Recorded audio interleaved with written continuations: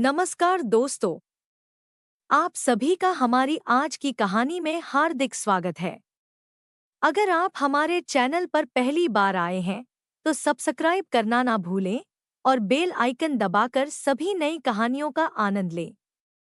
आज की कहानी बेहद खास और दिलचस्प होने वाली है, इसलिए लास्ट तक जरूर सुनें, आपको बहुत मजा आने वाला है।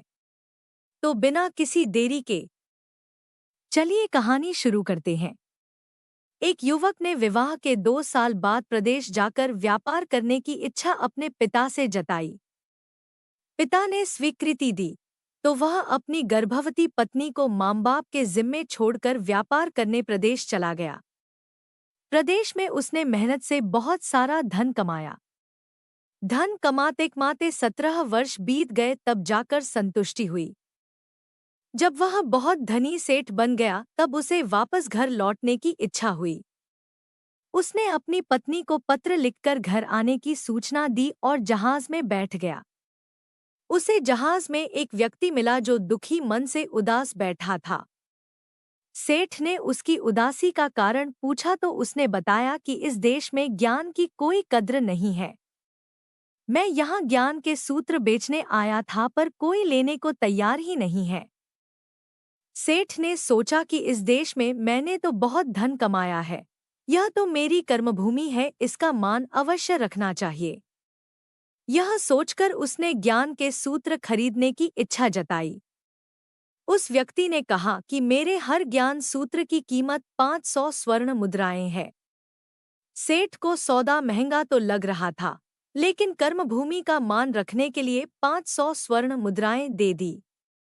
व्यक्ति ने ज्ञान का पहला सूत्र दिया कि कोई भी कार्य करने से पहले 2 मिनट रुककर सोच अवश्य लेना चाहिए। सेठ ने सूत्र अपनी किताब में लिख लिया। कई दिनों की यात्रा करने के बाद सेठ अपने नगर को पहुंचा। घर पहुंचते पहुंचते उसे रात हो गई। उसने सोचा कि इतने सालों बाद घर लौटा हूं, क्यों ना चुपके से बिना खबर दिए सीधे पत्नी के पास पहुंचकर उसे आश्चर्यचकित कर दूं। घर के द्वारपालों को मौन रहने का इशारा करके सीधे वह अपनी पत्नी के कक्ष में गया, तो वहां का नजारा देखकर उसके पैरों के नीचे की जमीन खिसक गई। पलंग पर उसकी पत्नी के पास एक युवक सोया हुआ था। वह अत्यंत क्रोध में आकर सोचने लगा कि मैं प्रदेश में भी अपनी पत्नी की चिंता करता रहा और ये यहाँ अन्य पुरुष के साथ है। आज दोनों को जिंदा नहीं छोड़ूंगा। उसने क्रोध में तलवार निकाल ली और उन दोनों पर वार करने ही जा रहा था कि उतने में ही उसे 500 स्वर्ण मुद्राओं से प्राप्त ज्ञान सूत्र याद आया कि कोई भी कार्य करने से पहले 2 मिनट सोच लेना चाहिए। वह सोचने के लिए रुका। तलवार पीछे खींची तो तलवार एक बर्तन से टकरा गई। बर्तन गिरा तो पत्नी की नींद खुल गई। जैसे ही उसकी नजर अपने पति पर पड़ी, वह खुश हो गई और बोली कि आपके बिना जीवन बहुत सुना सुना था, आपके इंतजार में इतने वर्ष कैसे निकाले यह मैं ही जानती हूँ। सेठ तो पलंग पर सोए पुरुष को देखकर गुस्से में था। पत्नी ने युवक को हिलाकर उठने के लिए कहा कि बेटा जाग जा, तेरे पिताजी आए हैं।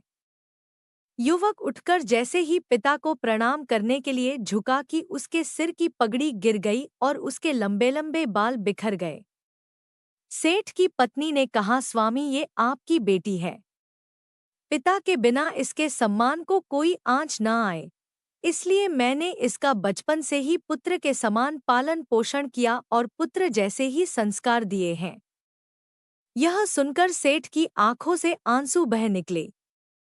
पत्नी और बेटी को गले लगाकर वह सोचने लगा कि यदि आज मैंने उस ज्ञान को नहीं अपनाया होता तो जल्दबाजी में मेरे हाथों कितना बड़ा अनर्थ हो जाता। मेरे ही हाथों मेरा निर्दोष परिवार खत्म हो जाता। ज्ञान का यह सूत्र उस दिन तो मुझे महंगा लग रहा था, लेकिन ऐसे सूत्र के लिए तो 500 स्वर्ण मुद्राएं बहुत ही कम है। ज्ञान अनमोल है। तो प्यारे दोस्तों, यह थी हमारी आज की शानदार कहानी। आपको यह कहानी कैसी लगी, हमें कमेंट करके जरूर बताएं। आपकी राय हमारे लिए बहुत कीमती है। अगर कहानी पसंद आई हो तो लाइक जरूर करें, इसे अपने दोस्तों के साथ शेयर करें और हमारे चैनल को सब्सक्राइब करना ना भूलें ताकि आप आने वाली मज़ेदार कहानियों को मिस ना करें। तो चलिए मिलते हैं अगले वीडियो में एक नई दिलचस्प कहानी के साथ। धन्यवाद।